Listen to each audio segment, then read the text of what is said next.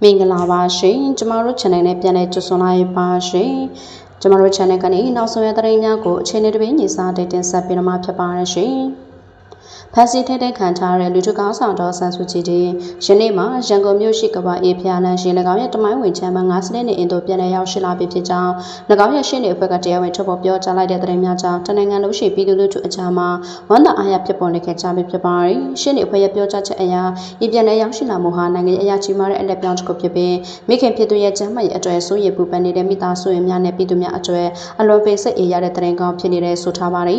လက်တလုံးတွေချမ်းမ9စနစ်အနီးနားဝန်းကျင်၌လုံခြုံရေးအခြေအနေများနဲ့ပတ်သက်၍အသေးစိတ်အစီအမံများကိုလှုပ်ဆောင်နေပြီးရှင်းနေအဖွဲ့များအနေဖြင့်လူထုကောင်းဆောင်တဲ့လူကိုယ်တိုင်တွေ့ဆုံခွင့်ရရှိနေကကျမ်းမာရေးအခြေအနေနဲ့တခြားကိစ္စရပ်များကိုအနိကမေးမြန်းနိုင်ရန်ပြင်ဆင်နေကြောင်းသိရပါတယ်။ယခုကတည်းကလူထုကောင်းဆောင်ဒေါ်ဆန်းစုကြည်ချမ်းမ9စနစ်နဲ့အတူပြန်လည်ရောက်ရှိလာတဲ့တဲ့တဲ့ကြောင့်ရန်ကုန်မြို့အပါအဝင်တနိုင်ငံလုံးရှိပြည်သူများနဲ့တော်ရရစုများအကြားအောင်ပွဲခံတပ်များကျန်လောင်နေပြီးဤခြေနှံဟာစေအုပ်စုရဲ့အာဏာဆွမ်းရရမယ့်လက္ခဏာရပ်ဓမ္မမဟုတ်တိုင်းပြည်အကျွဲစစ်မှန်တဲ့လွတ်မြောက်မှုစီဥတည်မဲ့တမိုင်းဝင်နေရတဲ့ဖြစ်လာတော့မယ်လို့ယုံကြည်ကအထူးပင်ရင်ခုံစလုံးရှာဆွမ်းဖြစ်စောင့်ကြည့်လျက်ရှိပါတယ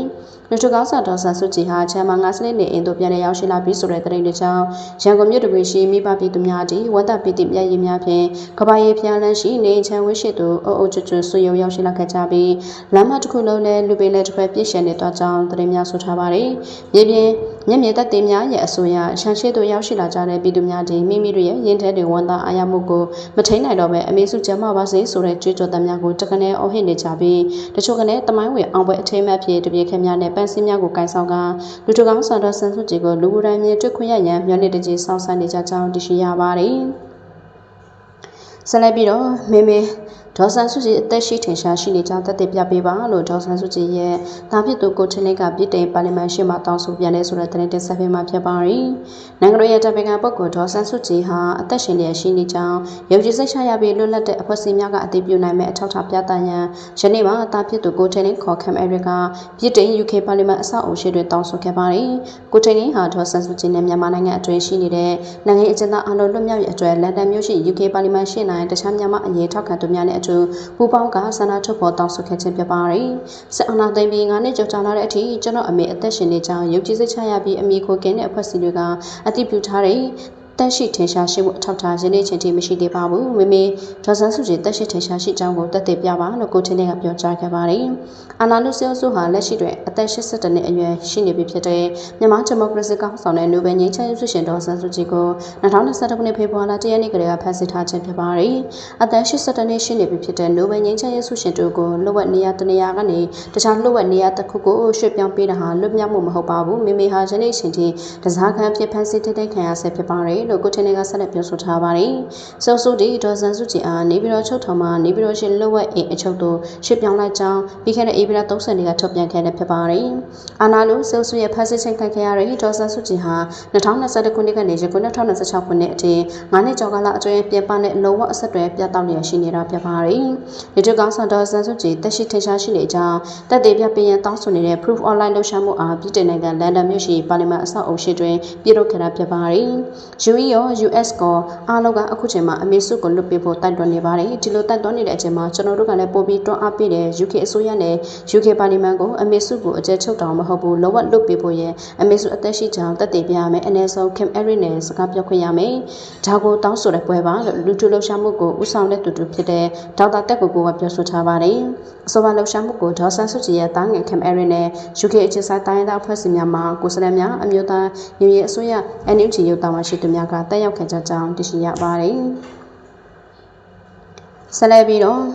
ရှင်မပိန်တွင်စစ်တပ်ကပြည်သူသုံးကိုတပ်ဖြတ်ခဲ့ပြီးသူကိုဖမ်းဆီးထားစစ်တပ်ကနေအချိန်နဲ့ညအချိန်ပါကြေးရွာများကိုစီးနှင်းနေရွာပေါင်း15ခုမှတောင်းနဲ့ချီတဲ့ပြည်သူများထွက်ပြေးတိမ်းရှောင်နေရတဲ့ဆိုတဲ့သတင်းကိုတင်ဆက်ပေးမှာဖြစ်ပါတယ်။စကိုင်းတိုင်းရင်းမပင်မြို့နယ်တွင်အင်အား400ခန့်ပါတဲ့အကြမ်းဖက်စစ်ကြောင်းကပြည်သူသုံးကိုတပ်ဖြတ်မြေမြုပ်ကသူကိုဖမ်းဆီးထားခဲ့ပြီးနေ့အချိန်နဲ့ညအချိန်ပါကြေးရွာများကိုစီးနှင်းနေရွာပေါင်း15ခုမှတောင်းနဲ့ချီတဲ့ပြည်သူများဆက်လက်တိမ်းရှောင်နေရကြောင်းဒေသနေပြည်သူများကရောင်ကလေးတဲ့ဌာနတို့ပြောဆိုထားပါတယ်။ AB လောက်အစောပိုင်းမှာစတင်ပြီးရင်းမပင်မြို့နယ်ထွက်လာတဲ့အကြမ်းဖက်စစ်ကြောင်းဟာရင်းမပင်မြို့နယ်နဲ့ပလန်မြို့နယ်အဆက်ရှိကြေးရွာများကိုစစ်ကြောင်းထိုးပြီးရင်းပေါင်းတိုင်းကြေးရွာကိုချမဲစစ်ကြောင်းထိုးဝင်ရောက်မွေးနှောက်နေခြင်းဖြစ်ကြောင်းသိရပါတယ်။ရင်းပြည်ရစ်ပေါင်းတိုင်း ရေပေါင်တိုင်းကျေးရွာမှာဆင်ဆွဲရွာဖက်ကိုထပ်မံစစ်ကြောင်းထိုးကကျေးရွာအတွင်းအထိုင်ချပြီးအင်အား400ခန့်ဖြင့်ကားဆိုင်ကယ်အသုံးပြုပြီးနေ့အချိန်နဲ့ညအချိန်များပါရွာစဉ်လက်၍မွေးနောက်ကစစ်ကြောင်းထိုးနေကြောင်းသိရပါတယ်။ထိုစစ်ကြောင်းဟာမင်းမကုန်းကျေးရွာအတွင်းဟိုရောက်တက်ဆွတ်ထားစဉ်ဆင်ဆွဲရွာသားတဦးနဲ့မင်းမကုန်းရွာသား2ဦးကိုတပ်ဖြတ်ခဲ့ပြီးရုပ်အလောင်းများကိုမောင်မကန်ရွာအနောက်ဘက်တောထဲ၌မြေမြုပ်ထားခဲ့ကြောင်းထို့ပြင်မင်းမကုန်းရွာထက်တွင်စစ်သားများရောက်ရှိနေတဲ့အကြောင်းဖုံးပြဆက်တွဲပြောဆိုနေတာကိုတွေ့ရှိနေရလဲဆွဆွဲပြီးမင်းမကုန်းရွာသားတို့ကိုလည်းလူသားတိုင်းဖြင့်ဖမ်းဆီးခေါ်ဆောင်ကလက်ရှိအချိန်ထိအသက်ရှင်မရှင်ဆိုတာကိုတော့အသိမပြုနိုင်သေးကြောင်းသိရှိရပါတယ်။မင်းမကုန်းရွာမှာစစ်ကူတွေရှိနေတော့ကဆင်ဆွဲရွာသားတို့နဲ့မင်းမကုန်းရွာသား2ဦးရဲ့အလောင်းတွေကိုမင်းမကုန်းရွာရဲ့အနောက်ဘက်တောထဲမှာမြေမြုပ်ထားခဲ့ပါတယ်။မင်းမကုန်းရွာသားတို့ကိုဖမ်းဆီးထားပြီးတေသလားရှင်သလားဆိုတာအသိပြုလို့မရသေးပါဘူး။ဖမ်းဆီးခံရတဲ့ရွာသားတွေကရွာထဲမှာစစ်သားတွေရှိနေတယ်လို့ဖုံးပြောနေတယ်လို့ဆိုပြီးစစ်ကူတွေကဖမ်းဆီးခေါ်ဆောင်သွားတယ်လို့ပဲသိရပါတယ်။အခုစစ်ကူစစ်ကြောင်းကဆင်ဆွဲရွာမှာအထိုင်ချထားပြီးဘေးပတ်ဝန်းကျင်ရှိရွာတွေကိုရွာစဉ်လက်လက်ပြီးဆိုင်ကယ်တွေကားတွေနဲ့တွာလာစစ်ကြောင်းထိုးနေတာစစ်ခွေတွေကအင်အား400ဝန်းကျင်လောက်ရှိမယ်ဆင်ဆွဲရွာမှာအရှက်သားပြည်သူတွေအသက်ခံရတယ်လို့သတင်းကြားပေမဲ့အတိမပြုနိုင်သေးပါဘူးလို့ဒေတာနေပြည်သူတွေကပြောဆိုထားကြတဲ့ဖြစ်ပါတယ်လက်ရှိအချိန်တွင်စစ်တပ်စစ်ကြောင်းကြောင့်ရေပေါင်တိုင်ရွာနဲ့ဆင်ဆွဲရအနီးရှိကျွန်းရပေါင်း15ကျော်မှတောင်းနဲ့ချီတဲ့ပြည်သူများဟာဘေးလွတ်ရာထွက်ပြေးတိမ်းရှောင်နေရပြီးရေပေါင်တိုင်ရွာဆင်ဆွဲရဆင်သဲရွာညောင်တန်းရွာပြောက်အိုရွာနဲ့နှုတ်တန်းရွာတို့ရှိပြည်သူများဟာနေအိမ်များကိုဆွတ်ခွာတိမ်းရှောင်ရခြင်းမှာတလားကျော်ကြာနေပြီဖြစ်ကြောင်းအကြမ်းဖက်စစ်ကြောင်းဟာဆင်ဆွဲရမှတဆင်ရေမပင်မြို့ထက်ကိုကားဆိုင်ကများဖြင့်နေညမရွေသွားလာလှုပ်ရှား၍၎င်းတို့ဖျက်တမ်းသွားလာရလမ်းပိုင်းရှိပထိုးတရွာမောင်းတော်ရွာပုတ်ပါရွာဓမ္မပင်ခွက်ရွာနဲ့ငမောင်းရွာတို့မှပြည်သူများတည်နေစစ်ကြောင်းဝရောက်လာမည်ကိုထဲလက်နေကြကြောင်းသိရှိရပါတယ်။ဆက်လက်ပြီးတော့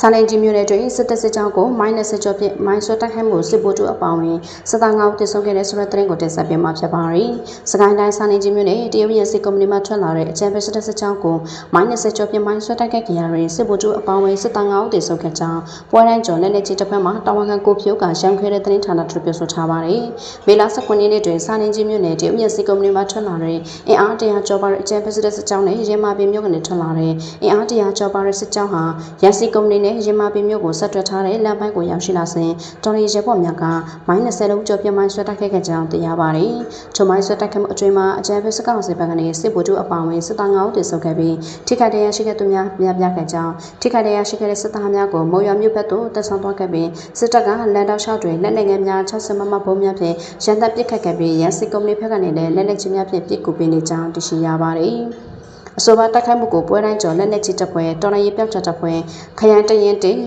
B21 တပ်ဖွဲ့တရင်16တပ်ခွဲတင်စာလင်ကြီးမြို့နယ်လက်ရုပ်တပ်ဖွဲ့ SSTS ဆမ်လီပြောက်ချတပ်ဖွဲ့ Black Bone Fighter တပ်ဖွဲ့ Brother Different 4တပ်ဖွဲ့အလာဝကတပ်ရင်ကုထုကုထဘိုးစက